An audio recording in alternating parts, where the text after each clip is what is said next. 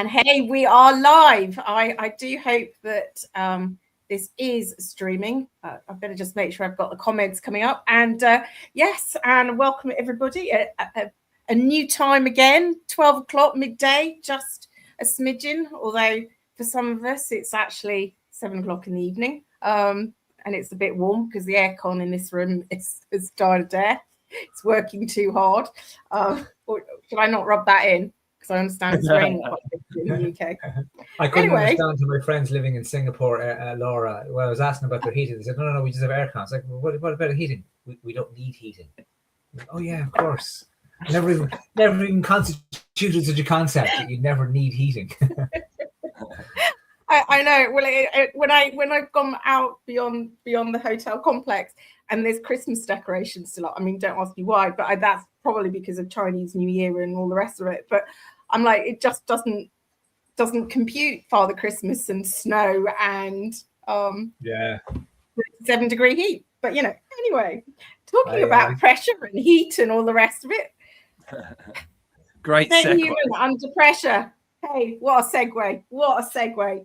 But yeah, I suppose that there's a lot of pressure in this heat. But high pressure environments, typically we just add more to our plates, don't we? We see that to-do list growing. We see our workload going. We go, we'll stretch the day. We just add more and we keep delivering. But that's not really very helpful because gradually we start to be going through motions of ticking things off and start become more of a machine than a person. But what happens in that scenario? When the pressure rises, what capable people do just step into that space, don't they? I mean, Dan, that's what happens, don't we? Yeah, highly capable people just step in that space and go, right, I can do it. And you mentioned plates, Laura, right? And it's like all of us have got several plates spinning, as well. And then all that happens is somebody hands us another one and we go, all right, yeah, we'll keep that one going. And then we keep that one going and then we keep that one going. And while we're busy doing all that, we completely forgot who we are. We've completely forgot what we're doing here, what our future holds, what our vision is, in the title today is the word grounded, right? We lose that grounding. And especially the more and more we go through life and the more responsibility we take on and the more people that rely on us and the more things need our attention and our focus. And suddenly, we start using phrases like time poor and, stuff like that. And we sort of accept this is our reality. Well, I'm a successful person. I've got a lot going on. So I don't have any time for me. I don't have any time to contemplate what I really care about, what I really want from my life. So we start going through the motions. And then when something inevitably goes wrong, because that's how life works, right? We can't avoid stress because we lose people, we lose jobs, we lose houses, we lose money, life is decay. Things go wrong. And if we're there and we're spinning all these plates and we've completely forgotten who we are and what we're about, the plates all come tumbling down and we don't know what to do. We don't know what to do about it. We've got nothing. You talk about this, Laura, having that anchor. We've got nothing to anchor ourselves to anymore. So this is when we start getting anxious and overwhelmed and we become short-tempered and irritable because we lose joy in life. Everything becomes about going through the motions and ticking the boxes to get the to-do list done. And none of it is fulfilling and none of it is meaningful to us. So that stuff that lights us up, that makes life worth living, it all disappears out of our life. And then when things go wrong, there's nothing there to ground us, to hold on to say, this is who I am. And we end up just in complete reactive mode. And that just completely knocks us off course. And we don't know how to correct the course because we don't know what the course is. We don't know what the direction of travel is. And therein lies the problem. And I think that's the thing is we end up hooking ourselves onto those things that are external to us, that we become so far away from effectively ourselves as the anchor that actually we're not anchored anymore. So we're not grounded. And that gap then leaves us then, and then we wonder why we feel, I might be putting words into your mouth, but I don't know how some of the men in your group describe it, but I dare say many say, but I just feel empty. And some keep busy because actually in being busy, they don't have to confront that they've pushed so hard for everything external to them. Try and fill that void with productivity, Laura. Then things like work just becomes another ism, you know, all the isms that we grab hold of just to make us feel a bit better in the moment. Whether we're doom scrolling or, you know, whether we're addicted to something like alcohol or whether we have problems with gambling or junk food. It's all the stuff just to make us feel better now because we don't feel any joy anymore. And that's so true. And Mark, I guess, you know, with the stuff that you do, you know, what do you see? I mean, well, do you see those similar patterns? Absolutely. I think it's, and I was only looking at my client list at the moment. I'm working with an awful lot of men at the moment, an awful lot of men, as opposed to it used to be much more 50-50. And it's very similar patterns. But as Dan was talking, and we all use the analogy of plate spinning, right? Which is a sign of our age that we use that analogy, because there hasn't been a plate spinning on the TV since the very early 90s, right? But the reason why there hasn't been a plate spinning on the TV, but the reason why they haven't been there since the very early 90s is because they've all fucking burnt out. They're done. They're finished. It's over. And yet, because we do use that analogy, but because we always think, well, Jesus, okay, so we're spinning all these plates, and we think there's another one. God, I better get that one going. I better get that one going. And I was only thinking about board games the other day as an example of this, and because I was playing the game with my daughter, I was looking at. I actually took a picture of the press we have our board games in, and the different ones we have. And we used to have Game of Life. So remember Game of Life? It was like be a winner in the game of life was the thing, you know. And I think as a generation we have latched onto that kind of concept. So it's like buy a house, have a car, have family, you know, have status symbols, have a good job, get to retirement. Great, I've done it. I won Game of Life. What's the prize? You know, and we're kind of like we're playing this game for imaginary prizes that don't even exist that we're trying to win, and they're just not there. But we don't know anything else, and I think that's the big challenge with this. We just don't actually know anything else because we think, you know, to the ism point with Dan, right? We think, well, you know, if I work hard, that's fine. If I'm being productive, I'm being useful. If I'm working hard, well, then I have value. If I'm doing this, then I have value. And therefore, we associate ourselves with our value in terms of what we can produce. Yeah. But that's a lonely and a very empty shell at the end of the day. And I think that's a lot of the challenge in this is where we go. Because the many people I talk to, and I think this is really interesting in today's world. Years ago, there were certain professions that were very, very busy. It's now nearly every profession. Nearly everyone you speak to is like, God, I'm up the walls. I'm so busy. I have so much going on. I don't know if it's the access to work from home. I don't know if it's the way the phone drags our time and our attention and makes us feel busier for what we're going on. But everything just seems bigger, larger, more hectic, more dramatic. And instead of trying to find how we can fit in, how we can be ourselves in that, we've just tried to fit in. So no wonder we feel agreed. I think that's something I really, really see. I think you're absolutely right. We are trying to fit into that noise, into that space, because that's how we've been taught. You know, the answers are out there rather than actually go, the answers are in here.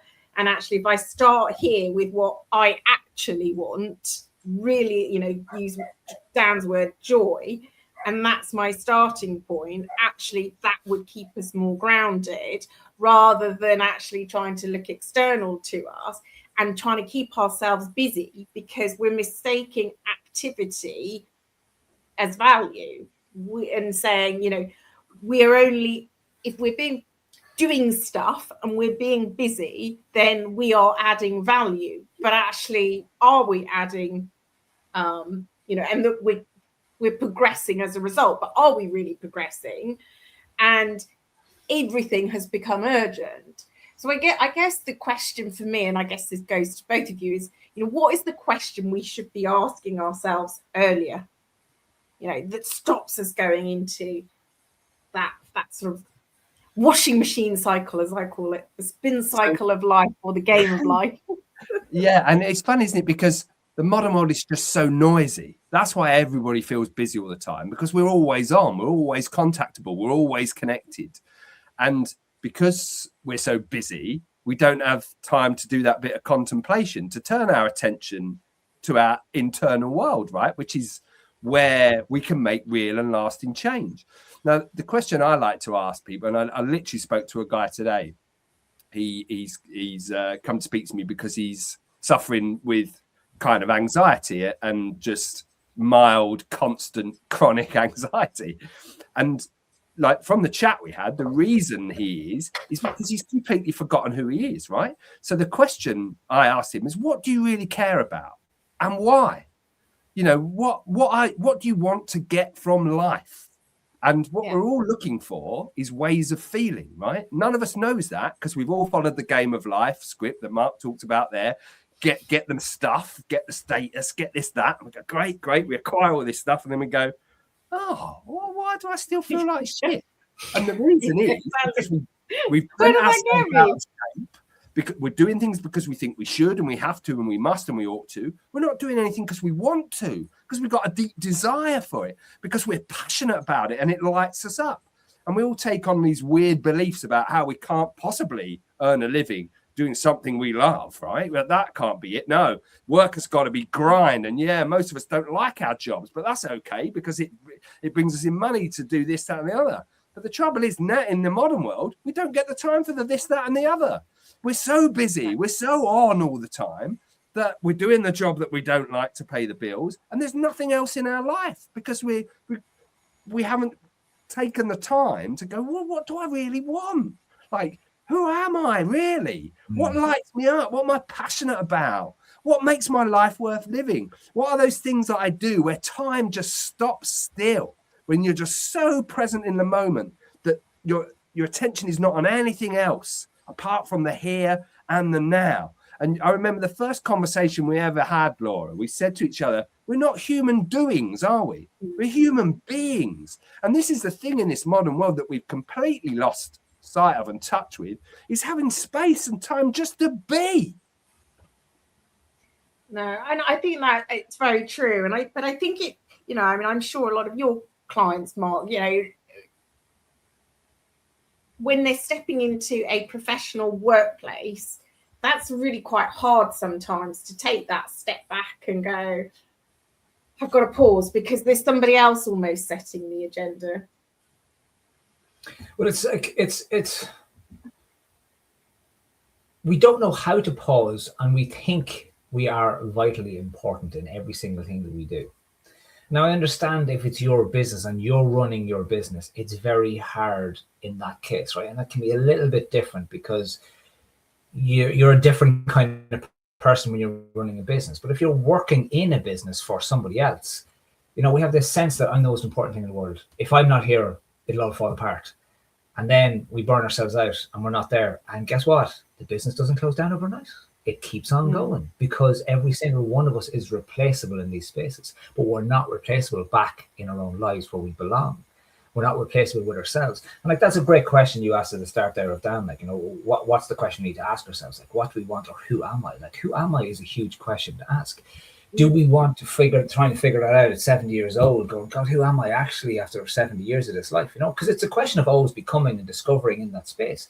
And what I'm thinking there is, like, I suddenly said to my wife the other day, it's really oddly, in the last 3 years, I've worked with quite a number of clients who are also farmers. So they're in business, or they have farms, or they farm, or they were farmers, or they're trying to get out of farming and into their business full time. But every single one of them, because they're talking about being incredibly busy. And if you know any farming life, and my mother comes from farming world, you know, it's a 7-day-a-week job, right? It's not a job that you go, you're done, this is it. Like, you know, it's Christmas Day. Mark, isn't it? It's not a job. Yes, yeah, it is. Like, I remember my friend was farming stock and he was coming up to Dublin to work, and his father said, enjoy the half days up there, you know, because that was the reality of where you were. But every one of these guys, despite the fact that they were incredibly busy, like some of them were running their other businesses and they had family, and yet they will always find time for farming. And they said, there's no way I'm giving that up, because that lights me up. Because there's nothing I enjoy more than walking along, checking on the sheep or checking on the cattle or fixing the fence post and feeling like there's something tangible in this, feeling like I'm achieving something. It's my headspace. And that was the thing that allowed them to do everything else. Now, they still needed to find a better structure, because there was still I'm so important, as this dependency and everything that we need to find. We need to work in a mindset thing. But it's interesting how when you have that, everything feels easier because you're doing something that gives you back your energy. But where our big challenge is because of our identity. And we can identify as the farming part of me is at peace. When I'm farming, I'm at peace. But then we also then throw the identity of when I am working, when I'm running this company, I'm stressed. So we've created two separate identities, and then we're happy to be in this one, but we're unhappy to be in this one. Mm-hmm. How do we converge the identities? How do we bring the person who can be at peace into the person who has to be stressed? Because they're both the same person, but they're just taking a different approach to do different things. And I'm so with you on that, Mark. And, you know, the number of times I've had conversations with people, but that's just an environment, you know, who you are, as you say, you know, you stepped into that room, that the feeling and the thing that you want to notice is constant. So to Dan's question is, you know, who are you? You know, I actually go, well, what do you want to feel or notice? Because whether you realize it or not, that is driving everything. And that is your constant in whichever room you are sitting in. And if you understand that bit, that's the bit for me that keeps you grounded, because everything else is, you know, just, I would call it a label above the door, but, you know, across the metaphorical room. But, you know, and it's when some of those things change, you know, well, what is it that's changed in the environment? I remember giving this example to somebody who I was coaching a few years ago, and he said, I just can't get my, you know, I go to the office and I can do it all there, and, you know, I can be completely focused and I know who I am, and I'm like, but why can't you do that? And he was struggling to work out why he couldn't get into that mindset at home. And I said, what are you doing that's different? And he just said a couple of things. I said, because you're feeling the same thing, you're the same person. All you've done is you've set it up in your mind that it's a different space. Set home up like you have in the office.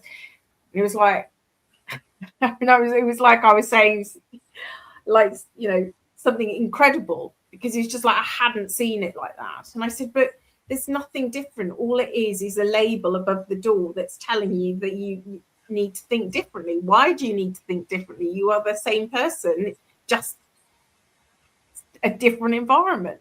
But I think that's the whole thing is you can never leave yourself at the door of the office, because you are only one person. And I think that's where we struggle a little bit in all of the expectations about the shoulds, about what we should be doing, what we should, and how we get into this cycle of having to do more, because back to the busyness shows that we're making progress and shows that we're successful, and that's what we're all about, isn't it? And so I think the question does need to start much earlier before we get into this cycle, and asking ourselves, what is it that we really want? And what do we want to feel? Don't know. Yeah, and I think that's an important question, isn't it? The feeling one, Laura. And I think this is where so many of us are misguided, right? And where we're placing our attention and our focus. And I think, especially with blokes, right? A lot of the blokes I work with can't even tell you how they're feeling, Laura, because they just don't have the words to describe it. Like when I was brought up, I was told my feelings and my emotions were no good to me. It was fluffy thinking. It was, you know, it's about logic and reason and doing things because they make sense, not because of how they make you feel, right? So this is one of the fundamental things about being human. We do everything, every choice and decision we make is to bring us a way of feeling. And just having awareness of the feelings that we're chasing changes the game.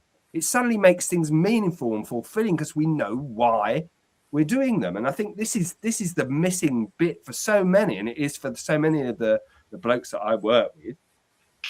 And for a kickoff, they need to be taught the language so they can describe how they feel. Oh, how did that make you feel? It made me feel rubbish, Dan. No, rubbish is not a feeling. Oh, right. You just told me how you think about how you feel. Oh, and they get all confused and they screw their head up, and because they just don't know. They don't know how they feel. They've never had to describe that to anybody. And this is what's missing, right? And I had a conversation with a guy about a year or so ago who came to do a bit of coaching with me. And he said to me, and the first time I met him, he said, Dan, I want to feel like I do on holiday. I want to be relaxed and calm and at peace and content and satisfied. And I said, well, why can't you have that when you're not on holiday? He sort of sat there and he scratched his head and he said, oh, well, because I should do this and I have to do that and I must do that. And I just said, who says? Who says you have to do that? And you know, it's to your point about that environment. And he created a completely different mindset for all sorts of different places in his life. And again, we all do that. We create these masks and these personas for how we show up at work and how we show up at home. And this is when we totally forget about who we are. And I've worked with him for a while to understand where that pressure was coming from, because it's all internal, it's all self-imposed, no matter how much we want to blame this, that, and the other out there. And he realized, oh, I have the power to take away that pressure. I have the power to respond differently. I have the ability to look at my environment, the box, the sign over the door, and decide that makes no difference to how I show up. Now, he realized that obviously while he's on holiday and he's getting his drinks brought to him and he's got no deadlines and nothing to do, that's a different environment, right? But at work, he could still be content and satisfied and have calm and peace and be driven and ambitious and still work very hard to get where he wanted to go. That's the bit he couldn't add up until we did a bit of coaching, until we looked below the surface. He thought being content and satisfied would take away all his drive and ambition. He thought he'd just end up sitting on the beach like he does on holiday. It doesn't, because we're still driven. We still want to grow and evolve and make things happen in our lives.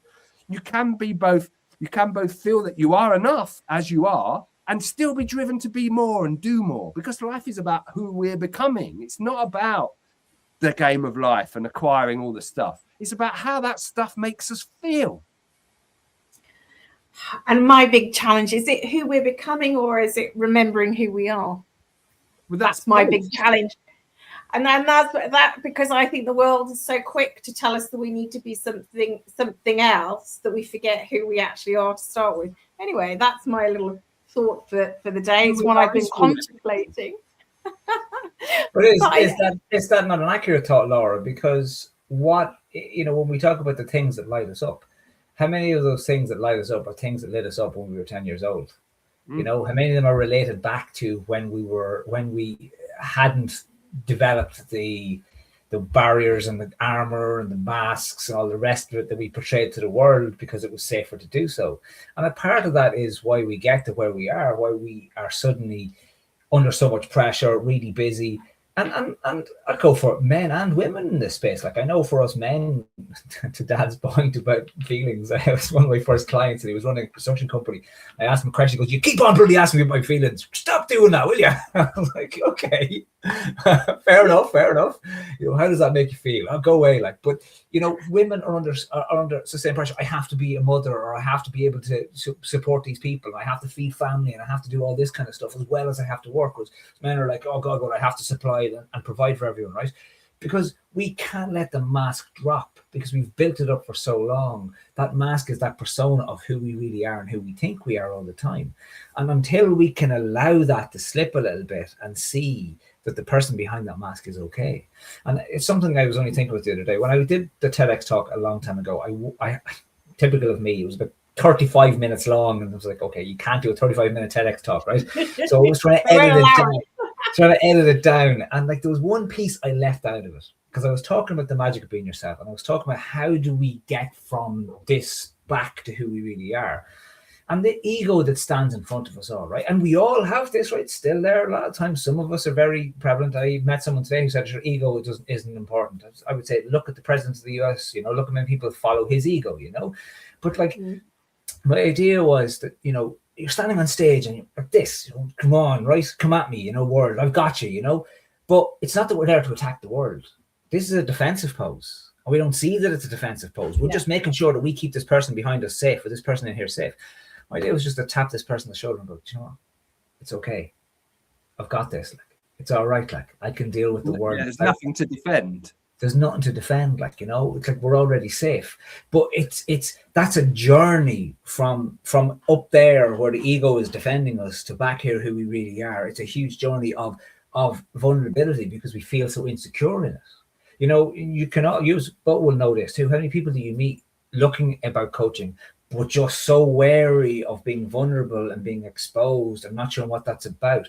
And so many people arrive in a coaching space out of crisis instead of out of development and out of growth. You know, and it's such a different experience. If you arrive there going, you know what, things aren't that bad. No, I'm under pressure, but I know I could be better. Great. If you arrive there going, I'm in trouble, you know, yeah. Why did you wait till that You're in point? a very different space. I had to keep myself safe. That's why, because I wasn't ready to say, put my hand up and go, I think I need help.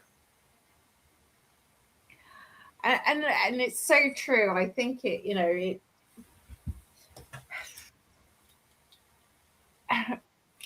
we naturally go to this place of, well, everybody else has got it together.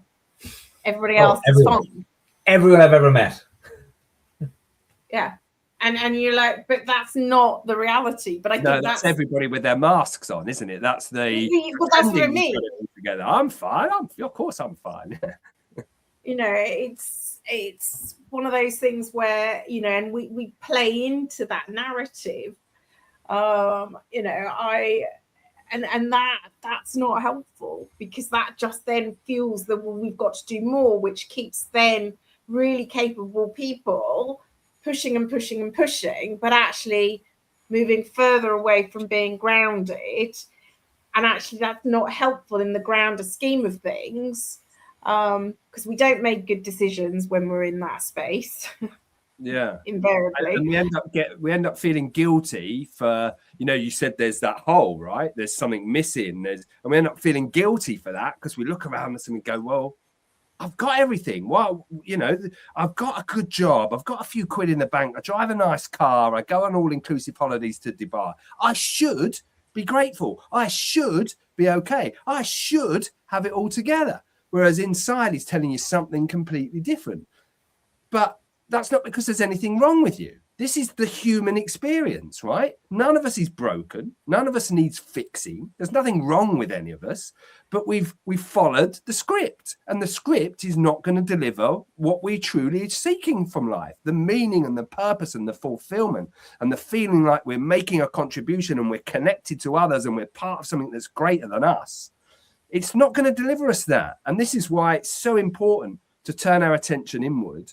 And, you know, as Mark said there, when people step into coaching, often it's from a place of crisis, but it can be really confronting, because we're looking at ourselves, warts and all, every bit of ourselves, all the shame and the guilt that we've carried around for years, all those bits of us that we hide away because we don't really want anyone to see them, because we were told as a child that's not acceptable, right? I was told as a kid, you're too sensitive, Dan, you need to toughen up. So I toughened up. I built all these walls. I built this bravado and this pretense that I got it all together and I'm strong and I'm tough and I'm not vulnerable or weak in any way, shape or form. And it just ruined me. I ran myself into the floor. And what I've realized since is that sensitivity, that's my superpower. That's what makes me a great coach, because I connect deeply with people. I have deep empathy. And it's only in the last few years that I've fully revealed that to the world, because I hid it for so long. I thought it was something to be ashamed of. I thought it made me weak. And this is, you know, and this is why coaching can be, or even therapy or counseling, really confronting, because you've got to face yourself. But until you do, you're never going to feel life is meaningful and fulfilling, and you're never going to have that peace of mind. You're always going to be trying to outrun it or escape it or avoid it or find another shiny object to fill the hole. Nothing ever fills the hole other than being grounded in who you are. No, and I think it's very true. I think, you know, the more that you chase, the greater the hole and the less likely you are to be grounded. And I think when you're making life in that, because the bottom line is you can't run away from yourself. Sorry, folks, you can't. No matter how fast you are. Pardon? No matter how fast you are. No, absolutely. No one's actually achieved it. And you know, and I think that's it. And you know, we can tell ourselves, back to your point, Mark, earlier on about, you know, the work will still be there. You know, the office will still do what it does, whether you're there or whether you're not. We can only make ourselves feel important by associating with ourselves, but actually we need to step back and go, does this really matter to me? On the idea of groundedness, right? Are we all suffering from a type of homesickness? Because if you look at what we're saying here, we're talking about the need to come back to ourselves, the need to understand who we really are. But, you know, to your point earlier again, Laura, it's about rediscovering who we really were, right? Which is coming home to ourselves. It's kind of my philosophy on coaching. We need to come home to ourselves. But the homesickness we feel is because we are disassociated from that person. There's that gap in between us, and we want to get back to that. But we've naturally lost what that is, or what that was, or what that should look like. Who should that be? Who is that person in that space? How do I find them again? And that's why we have that sense of unease. You know, if we've ever experienced homesickness, like where you're yearning for something that's just not there, or you're yearning for something and you're not sure about how can you get it, you know? And I think it's a very apt thing for where we are in our world. And I like, we look at our modern world, and I would imagine there's a sense of homesickness across so much of it, because we've all sorts of different issues in our society, from people going, I don't want these people in my home, and these people going, I don't have a home. And then we look for our leadership all over the place, and there's no place to rest our head from a home. So it comes back to who are we, and how can I be who I need to be in this world? But am I willing and brave enough to say that to myself and go, you know what, I need to step back a little bit here, and I need to take that second and to take that time. But how many of us haven't taken a second in 10 years, in 20 years, in 30 years, in 40 years, because of the speed of everything, until we wake up one day and go, how the hell did I get here? It's so true now. So true. And it's really interesting because, you know, you look at me and I am here several thousands of miles away. And it's ironic. I took August, or endeavored to take August off last year. I didn't go away. I was at home. And the number of people who couldn't get their head around my being at home, actually trying to step back. Now, my being 8-hour time difference to the UK, and actually physically in a different location, seems to add another layer that people actually have now clicked that I'm away, so don't want to reach out. And yet it was no different in August last year. And I think that has told me quite a bit about how people see taking time out that we need for ourselves in order to be better for, you know, hopefully when I come back super energized, obviously after I've got over the long flight. But I think that's, you know, I see that with so many people. There's people who try to take a step back and a pause in order to be stronger, but that's just not the normal. And so people kind of don't take that as, you know, healthy. That's not the norm. And that's quite a tough narrative to come up against, you know. But as I keep saying to people, you know, when they say, oh God, you're here for 3 weeks, I said, yeah, I'm basically here for somebody else to cook my food, make the bed and do the cleaning. I mean, frankly, because for 49 weeks of the rest of the year, it all falls on me. And that's my world. But it's completely different to other people's worlds. But people don't get that. And so I think that's part of the measurement bit. And how do we keep grounded? We have to recognize what's true for ourselves. And you touched on this, Dan, in what you've shared, or both of you have. And unless we work out what is true for ourselves, we can't be grounded, because we've got nothing to ground ourselves against. We're grounding against the wrong metrics. Yeah. And that grounding, that grounding is what makes us safe, right? And I imagine when people looked at what you did in August and was like, well, why hasn't Laura gone away somewhere? And it's because you don't need to. You're grounded enough in yourself to be able to block the noise out. You did, you know, to Mark's point earlier about feeling like we're important. It's like, well, I'm important, so I've got to stay across what's happening. I need to know.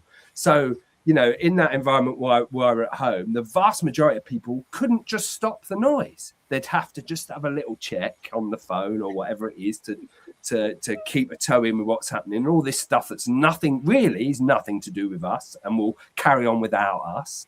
But, you know, because we tie our value and our worth to our productivity and our output, we find we don't feel safe enough to step away from it. And we don't feel safe enough to sit still or sit with our own thoughts or contemplate, or safe enough to carve out just a bit of time for us without all the noise, without being contactable, without always being on. And that's the disconnect, right? And this is the problem. You know, Mark talks about us coming home to ourselves and getting this homesickness. And this is what we've all got, right? You know, so many people out there are stressed and they're anxious and they're frustrated and they're depressed. That is all comes from disconnection from who we are. That's all the homesickness, as Mark described it. Because there's a reason why we fail lie detector tests, because lie detectors pick up a stress response, because we don't like lying. If we don't know who we are, every time we make a choice and a decision, every time we bend ourselves out of shape, say yes when we mean no, or do things because we think we should and we have to, we must and we ought to, we're lying. We're lying to ourselves. We're lying to the world. That creates stress because we don't like lying. And then what happens is our words and our thoughts and our actions don't match. And when our words and our thoughts and our actions don't match, we stop trusting ourselves. If we don't trust ourselves, we have no faith in ourselves. So we create all these mental processes. People will recognize it as procrastination or perfectionism, waiting for the right time, and all these things, excuses we make for never actually making some time for ourselves. And when we don't trust ourselves and we have no faith in ourselves, life just becomes hard. Like, who do we have faith in? Whose opinion does actually matter to us? You know, newsflash, yours is the most important opinion. And if you don't trust yourself, you're always going to feel slightly anxious. You're always going to feel a bit overwhelmed. You're always going to be looking around for someone else to do your thinking for you, or to lead, or to show you the way. Like, so many people come to me wanting coaching. They just want to give me a load of money and I tell them what to do. I'm like, that's not coaching. I'm not a consultant. That's not how coaching works. I'm going to facilitate you being able to look at yourself, understand yourself, know yourself, be yourself, love yourself. When you're in that place, that's grounded.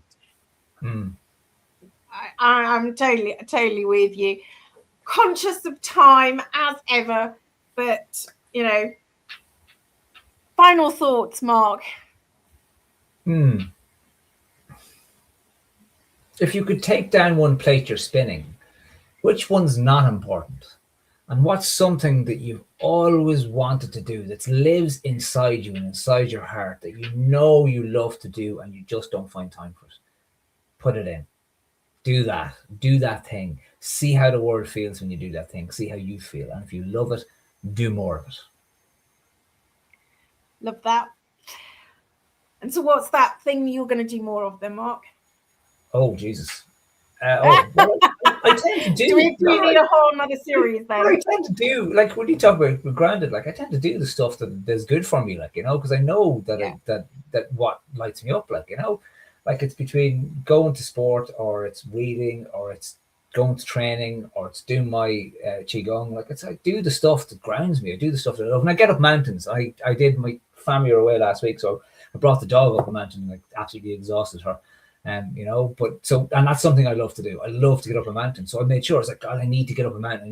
When can I get up a mountain? Okay, I'll go that weekend and get up a mountain. So, like, you know, it's like a matter of making sure I fit it in. It has to fit into my life, because that's what matters to me. And I think that's so true, Mark. It's not, to go back to right at the beginning of this conversation where you said, you know, we've tried to fit ourselves into the world rather than fitting what we need for us first and then meeting the world. And I think that is how we remain grounded, is we start with us and what we need to fuel us before we start trying to fit into the world. On that note, I will love you and leave you for the rest of your day. Thank you as ever. And we will be back next month, same time. Well, no, we'll work on the time, but it will be the same day, 24th of March. Time TBC. But thanks as ever. Thanks all. Cheers.